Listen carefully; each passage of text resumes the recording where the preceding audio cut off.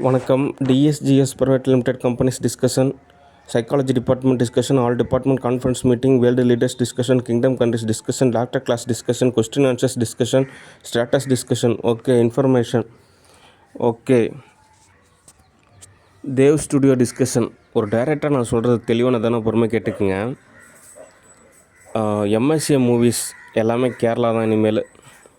Okay, அதனால் ஒரு சில ஆர்டிஸ்ட் எல்லாமே கேரளா அப்படின்ற கான்செப்ட். ஏதாவது தோதாகிறப்ப நானே கூப்பிடுவேன். ஓகே, சரி. அடுத்த தகவல், ஃபேமிலி டிஸ்கஷன். ஃபேமிலி அப்படின்ற ஒரு கான்செப்ட் என்ன அப்படின்னா, அது ஒரு குழு, ஒரு டீமு, ஒரு மெம்பர்ஸு, ஒரு ஃப்ரெண்ட்ஷிப் மாதிரி. ஓகே, அதாவது ஒரு தனித்தீவில் ஒரு சில நபர்களோட வாழ்வியல் அப்படின்றப்போ எந்த மாதிரியான ஒற்றுமை, சமநிலை, புரிதல், பக்குவம், பண்பு அப்படின்றத பொறுத்து தான் வாழ்வியலுக்கான எல்லா விஷயமே தோதாகும். ஓகே, நிறையா பேரோட லைஃப்பில் வந்துட்டு பார்த்திங்கன்னா நிறைய விஷயம் அச்சீவ் பண்ணியிருப்பாங்க. ஆனால் அவங்க ஃபேமிலியை சரியாக நிர்வகிக்காதனால நிறைய எரர் ஏற்பட்டிருக்கும். ஓகே, ஏன்னா ஃபேமிலி அப்படின்றது தான் ஒரு குழுன்ற மாதிரி. அந்த குழுவிலேருந்து எல்லாம் தோது பார்க்குறாங்க. அப்படின்றப்ப அந்த குழுவை சரியாக தோது பார்க்கணும் அப்படின்றது ஒரு நல்ல விஷயந்தான். ஓகே, அந்த வகையில் ஃபேமிலி டிஸ்கஷன், ஃபேமிலியை பொறுத்த வரைக்கும் என்ன தகவல் அப்படின்றத நம்ம சரியான விதத்தில் டிஸ்கஷன் அப்படின்றது மிகவும் அவசியம். ஓகே, சரி. அந்த வகையான அக்கௌண்ட்ஸ் இருக்குது, ஊருப்பட்ட காசு இருக்குது, அதனால் நம்ம டிஸ்கஷன். ஓகே, சரி. கரப்பாம்பூச்சி டிஸ்கஷன். கரப்பாம்பூச்சியை பொறுத்த வரைக்கும் இப்போ வந்துட்டு ஓரளவு பரவாயில்ல. இப்போ மனம் திரும்பியிருக்கான். அண்ணன் நமக்காக எவ்வளோ நல்லது பண்ணியிருக்காரு, உண்மையிலே நம்ம தான் தவறு பண்ணிட்டோம் சார், அண்ணன் வந்துட்டு நமக்காக உண்மையிலுமே நல்லது தான் பண்ணியிருக்காரு. யாரோ சொன்னாங்க, ஏதோ ஒரு சூழ்நிலையில் நம்மளே ஒரு தீதான ஒரு நபராக இருந்துட்டோமேன்னு சொல்லிட்டு வருத்தப்படுறான். அதே சமயத்தில் நிறைய விஷயம் ஓரளவு தோது பார்க்குறான். ஓகே, ஆனால் இவன் ஒரு பெரிய மிஸ்டேக் பண்ணிட்டான். இவன் என்ன பண்ணிட்டான்னா, ஒரு குள்ள கத்திரிக்காய் கூட்டிகிட்டு வந்துட்டான். என்னங்க டைரக்டர் சார் இப்படி சொல்கிறீங்க அப்படின்னா, அதாவது நம்ம ஒரு டீமாக இருக்கிறனால இது வெளிச்சார்பு கிடையாது, வெளி உள்ள நபர்களோட ஒரு பகிர்தல் கிடையாது. ஒரு டீமுக்குள்ளே ஒரு சமரசமான ஒரு தீர்வுக்கான ஒரு படிநிலை அப்படின்னு கூட சொல்லலாம். ஓகே, இப்போ அந்த குள்ள கத்திரி கல்யாணம் பண்ணிட்டு வந்ததுனால இப்போ என்ன ஆச்சு அப்படின்னா, ரிமோட்டு குள்ள கத்திரிக்காய் கிட்ட இருக்குது. ஓகே, இப்போ இவங்க என்ன பண்ணுறாங்க அப்படின்னா, ஆக்சஸ் பண்ணுறாங்க. அதாவது எனக்கு தெரிஞ்ச வரைக்குமே இந்த குள்ள கத்திரிக்காய் ஃபேமிலியும் அவ்வளோ பணக்கார ஃபேமிலி கிடையாது. அவங்க அப்பா மேஸ்திரி அப்படின்ற ஒரு நிலையில் தான் அதாவது கொத்து வேலை செய்கிறாங்க, ஆம்பளாள். அவங்க அம்மா ஏதோ ஒரு 300 400 சம்பளத்துக்கு வேலைக்கு போகிறாங்க. அவன் தம்பி அவன் என்ன பண்ணுறான், ஏது பண்ணுறான்றது அவனுக்கும் தெரியாது, மற்றவங்களுக்கும் தெரியாது. ஏதோ ஒரு யூடியூப் ரன் பண்ணிகிட்ருக்கான், அவ்வளோதான். அதுக்கு உங்களுக்கு ஒரு அக்கா இருக்காங்க, அவங்க அக்கா ப்ரெக்னென்சியாக இருக்காங்க. அவங்க ஃபேமிலியும் ஒரு புவர் ஃபேமிலி தான், அப்பப்போ தோது பார்த்துக்குவாங்க, அவ்வளோதான். அவங்களுக்கு ஆல்ரெடி மேரேஜெலாம் அனுபவம் இருக்குது. ஆனால் எங்கள் ஃபேமிலி பொறுத்தவரைக்கும் இதுதான் முதல் கல்யாணம் அப்படின்றனால நிறையா தடுமாற்றம். ஓகே, இப்போ என்ன அக்கௌண்ட்ஸ் டீட்டெயில்ஸ் அப்படின்னா, இப்போ எங்கள் அப்பா தான் வேலைக்கு போகிறாரு. உண்மையாலுமே அந்த ஆள் ஒரு மனநல பாதிப்பான மாதிரியான ஒரு கேரக்டர் தான். ஓகே, மேக்ஸிமம் நிறையா பேர் அப்படி தான் இருக்காங்க. இப்போது அவங்கள ஆக்சஸ் பண்ணுறதுனால நிறையா விஷயம் வந்துட்டு இந்த குள்ள கத்திரிக்காவை தோது பார்க்குது. அதுதான் எரர். இப்போ என்ன கிளைமேக்ஸ் அப்படின்னா, சொத்து பத்தெல்லாம் ஒன்றுமே கிடையாது. எங்கள் அப்பா கிட்ட ஊருப்பட்ட கடன் இருக்குது. ஓகே, எங்கள் அம்மா படிப்பறிவு கிடையாது, வீட்டு வேலை தான் செய்வாங்க. ஓகே, இப்போ இருக்கிறது ஒரே ஒரு நிலமும் ஒரு வீடு தான். அதை விற்றா ஒரு 10 லட்ச ரூபா போகும். இந்த கரப்பாம்பூச்சி கமிட்மெண்ட்ஸ் மட்டுமே ஒரு 5 லட்ச ரூபாய்க்கு இருக்கும். மீதி போனால் ஒரு 5 லட்சம். அந்த 5 லட்சத்துக்காக என்னை வந்துட்டு நிராகரிக்கிறாங்க. அண்ணன் வேணாங்க, அண்ணன் வேணாம், கல்யாணமா வேணாம், ட்ரெஸ் எடுத்து கொடுக்குறீங்களா, வேணாம், சாப்பாடு போடுறீங்களா, வேணாம், படிக்க வைக்கிறீங்களா, வேணாம், குளிக்க வைக்கிறீங்களா, வேணாம், அண்ணனா வேணாம். இதுதான் உங்களுக்கு கான்செப்ட். ஒரு 5 லட்ச ரூபா காசுக்காக இவங்க தோது பார்க்குறாங்க. கொடுமை. ஓகே, அதனால் இப்போ கரப்பாம்பூச்சி சம்பாதிக்கிறதும் இந்த குள்ள கத்திரிக்காக தான், இந்த பைத்தியக்காரன் சம்பாதிக்கிறதும் இந்த குள்ள கத்திரிக்காக தான் அப்படின்ற கான்செப்ட் இருக்குது. சரி, இப்போ என்ன ரிசல்ட்டு அப்படின்னா, படிப்பறிவு அப்படின்றதெல்லாம் ஸ்கூலில் சொல்லித்தர சிலபஸ்ஸு, மார்க்கு, இதெல்லாம் பார்த்திங்கன்னா மெமரி டெஸ்ட்டு. யார் யாருக்கு எவ்வளோ ஞாபக சக்தி இருக்குன்ற மாதிரியான ஒரு டெஸ்ட்டு தான். இவ்வளோ எஸ்ஏ இருக்குது, இவ்வளோ சிலபஸ் இருக்குது, அதை மனப்பாடம் பண்ணணும். அவங்க ஒரு கொஸ்டின் பேப்பர் கொடுப்பாங்க, அந்த மனப்பாடம் பண்ணதெல்லாம் அந்த கொஸ்டின் பேப்பரில் எழுதணும், அவ்வளோதான். ஒரு பெரிய ஒரு காம்ப்ளிகேட்டடானவோ அல்லது அப்படி இப்படிலாம் கிடையாது, ஒரு சாதாரண மெமரி டெஸ்ட்டு. அதுதான் மார்க் ஷீட். ஓகே, அதை தாண்டி என்ன திறமை இருக்குது, என்ன குவாலிஃபைடு அப்படின்றதான் கான்செப்ட்டு. அதை தாண்டி பார்த்தீங்கன்னா கொல்லை கத்திரிக்காய்க்கு ஒன்றுமே கிடையாது. என்ன சொல்கிறாங்க, சம்பாரிச்சாங்க அப்படி என்ன போய் சம்பாரிச்சு ஏதோ இடத்துல வந்து கோடி கோடியாக சம்பாரிச்சிட்டாங்க. ஆபத்து காலகட்டத்தில் வந்து அப்படியே வந்துட்டு சரணாகதி ஆகிட்டாங்க. இப்போ அந்த கோடி கோடியாக சம்பாரித்த காசை வச்சு செலவு பண்ணிவிட்டு தோது பார்த்துட்டு இருக்காங்க. அப்படின்னா பரவாயில்ல, அப்படிலாம் கிடையவே கிடையாது.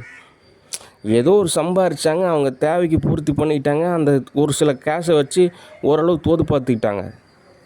இப்போ என்ன தினந்தோறும் எரராக இருக்குது. ரிமோட் ஆக்சஸ்ஸு இப்போ அந்த குள்ள கத்திரிக்காய்ட்டிருந்து அந்த ரிமோட் வாங்கணும். அதோட இயல்பு என்னவோ அதன்படி இருந்துட்டால் போதும். சரி, ஓகே, நம்மளோட தகுதி என்ன, நம்மளோட தராதரம் என்ன, சரி நம்ம ஃபேமிலி என்ன, அந்த ஃபேமிலி விட்டுருங்க. கல்யாணம் பண்ணிட்டு வந்துட்டிங்கன்னா இந்த ஃபேமிலி தான் கவனிக்கணும். சரி, அண்ணார் இருக்கார், ஒரு பண்பு, ஒரு நேசம். அதே மாதிரி எங்கள் அப்பாங்காரன் பாவம், அவனை மத்தியான டைமில் ரிமோட்டில் ஆக்சஸ் பண்ணிட்டு அவன்கிட்ட பேச வைக்கிறது, குழாவை வைக்கிறது, இதெல்லாம் தேவையில்லாத வேலை. ஒரு மாமனார் மாமியார்கிட்ட எப்படி நடந்துக்கணுமோ அப்படி தான் நடந்துக்கணும். ஓகே, அடுத்து இந்த கரப்பாம்பூச்சி பிடிச்சி சித்திரவதை பண்ணுறது, பாலியல் துன்புறுத்தல், இது பேர்லாம். ஓகே, எதுக்கு இதெல்லாம் தேவையில்லாத வேலை? 3 வேளை சோறு, தங்கறதுக்கு வீடு, இதுக்காக எவ்வளோன்னா தோது பார்க்குறாங்க. அதனால் ஒரு நிரந்தர தீர்வு அப்படின்றது மிகவும் அவசியம். அப்படின்னா நம்ம போகிற பாதையில் இந்த மாதிரி குறுக்கீடெலாம் இருக்கக்கூடாது. ஏன்னா ஒரு டீமுக்குள்ளேயே சண்டை போட்டுட்டு இருந்தோம்னா அது எரராக தான் மாறும். ஏதோ பல லட்சம் கோடி வச்சுருக்கிற மாதிரியும் இவங்களே ஒரு ஏழை தான்.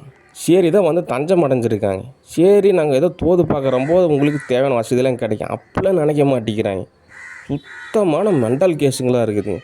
எங்கள் டைரக்டர் சார், நீங்கள் ரெடி பண்ணலாம்ல, ஆல்ரெடி இப்படி தான் ஒரு கழுதியை ரெடி பண்ணி குட்டிச்சவராக ஆனதான் மிச்சம்.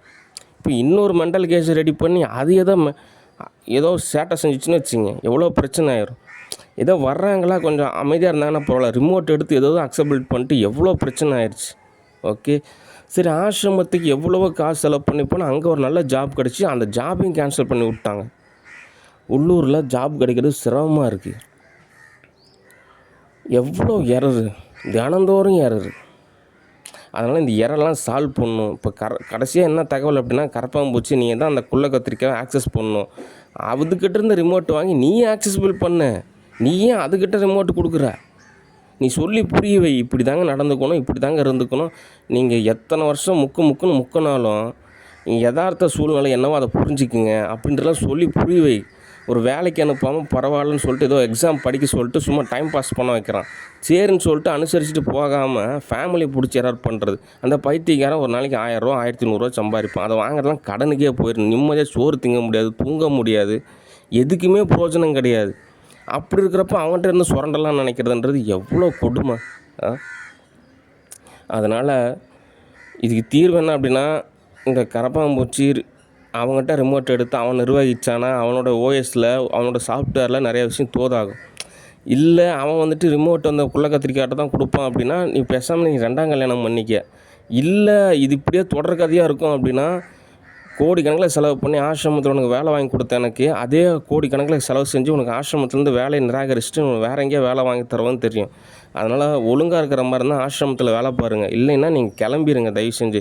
ஏன் அப்படின்னா ஆசிரமம் தான் அப்படின்றது எனக்கு தேவைப்படுது. அங்கே போய் உங்களை நான் அமுச்சு விட்டது எதுக்கு அப்படின்னா, எனக்கு நீங்கள் தோது செய்யணும் அப்படின்றது தான். அங்கே நீங்கள் சார்ஜ் ஏறிக்கிட்டு எனக்கு நெகட்டிவ் ஆகிறதுக்கு நான் ஏன் காசு கொடுக்கணும்?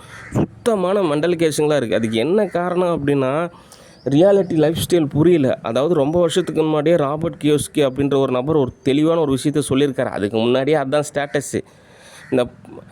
அது என்ன நாகரிகமான முறையில் உங்களுக்கு புரியுற மாதிரி சொல்லணும் அப்படின்னா, employee, self employee, business, investor 4 category தான் இருக்காங்க. இங்கே என்ன தான் போய் முக்குனாலும் ரியாலிட்டி லைஃப்பில் இன்வெஸ்டர் கேட்டகரிக்கு வரதெல்லாம் ரொம்ப சிரமம். ஒரு சினிமா இண்டஸ்ட்ரியில் ஒரு சான்ஸ் கிடைக்குதுன்னா அதில் நமக்கு ஏதோ ஒரு ஆப்பர்ச்சுனிட்டி கிடைக்கிறப்போ 10 கோடி பேருக்கு வேலை தரோம். அதே சமயத்தில் நமக்கும் ஓரளவு சேலரி கிடைக்கிது. அந்த சேலரியில் தான் ஒவ்வொரு விஷயம் தோது பார்க்கணும். ஒரு வேளை குறுக்கோளில் அப்படி இப்படி போனாலும் யூனிவர்சலால் எரராக மாறிடும். அதனால் எல்லாத்தையும் அனுசரித்து போய் தான் ஒரு நல்ல லைஃப் ஸ்டைல் அமைச்சிக்கணும். அதெல்லாம் புரியவே மாட்டேங்குது. எப்படிங்க காசு வரும்?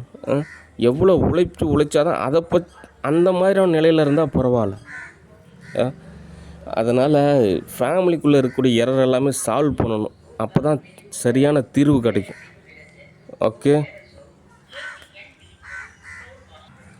அடுத்த ஒரு உளவியல் ரீதியான தகவல் என்ன அப்படின்னா, இந்த மாதிரி ஃபேமிலியில் வந்துட்டோம், கல்யாணம் பண்ணிட்டோம், குழந்த பெற்றுக்கணும் அப்படிலாம் கிடையவே கிடையாது. நீங்கள் சாதாரணமாக ஒரு விசிட்டர் மாதிரி வாழ்ந்துட்டு போகலாம். ஓகே, உங்களுக்கு தேவையான சாப்பாடு கிடைக்கும், ட்ரெஸ்ஸு கிடைக்கும், தங்கறதுக்கு இடம் கிடைக்கும், தேவைக்கு காசும் கிடைக்கும். ஆனால் ஏற்படுத்தக்கூடாது. நீங்கள் மற்ற ஃபேமிலி மாதிரிலாம் எங்கள் ஃபேமிலி நினச்சிக்காதீங்க. இந்த நாடகத்தை பார்த்து மாமியார் மருமக கொடுமை, இந்த மருமக மச்சனை கொடுமை, ஏதேதோ அந்த கான்செப்ட்லாம் இருக்கும்ல, அந்த மாதிரிலாம் எதுவுமே கிடையாது. நான்லாம் ஓரளவுக்கு எல்லாம் தோதாச்சுன்னா அப்ராட் கண்ட்ரீஸில் போய் செட்டில் ஆகிடுவேன். எப்போயாவது ஒரு டைம் தான் இந்தியா வருவேன். ஓகே, தேவைக்கு எதோ காசு தருவேன். நீங்கள் நினைக்கிற மாதிரிலாம் ஒரு கான்செப்ட்டும் கிடையாது. ஏதோ ஒரு 1000, 2000, 3000, 4000, 5000, 10,000 ஏதோ லாபம் இருந்தால் பரவாயில்ல.